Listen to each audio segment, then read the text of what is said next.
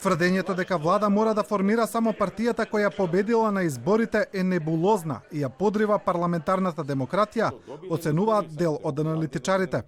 Поранешниот пратеник Јани Макрадули во анализата на 24 вести вели дека примери кога победничката партија не оформила влада се многу. Демократската пракса е јасна. Кајко сака да има милион примери каде што луѓе што добиле на избори, сакате во Холандија да дадеме примери, не мора во регионот. Као Србија, Вучич не дојде првиот пат, колку пати победуваше, па радикалните па не правеа влада. Во Холандија можеме да дадеме примери каде што првата партија, во Австрија, каде што не добива, првиот не може да се остави влада. И тоа е нормална работа, или може владата да падне на сред мандат. ВМРО ДПМН пак после неуспехот да состави влада побара нови избори, но нејзиниот лидер за време на прогласот пред ДИК најави други принципи.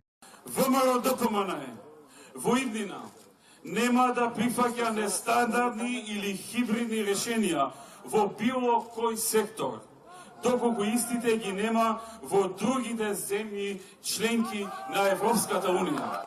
Во Европа Данска е шампион на формирање на малцински влади, па така од Втората светска војна во таа земја имало само еден случај на еднопартиска влада со мнозинство во парламентот.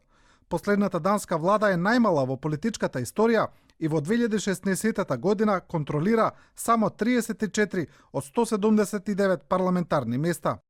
Во 2007 година Шкотската национална партија освоила 47 од 129 места во парламентот, го истерала целиот мандат и повторно ги освоила изборите. Дебата што би се случило победничката партија да не може да оформи влада се водела и во Велика Британија. Со оглед дека не е запишано во уставот, правилата за формирање на влада се сведени на политичка култура. Ако Девид Камерон не може да обезбеди поддршка од другите партии, тогаш кралицата треба да го праша Ед Милибанд да формира влада. Ситуација двете партии да бидат блиску на изборите, но ниедна да нема парламентарно мнозинство имало 2010 година во Австралија. Тогаш се формирала малцинска влада, предводена од лабористичката партија, која обезбедила парламентарно мнозинство. Во сите земји нови избори се норма само ако ниту една партија не може да обезбеди парламентарно мнозинство.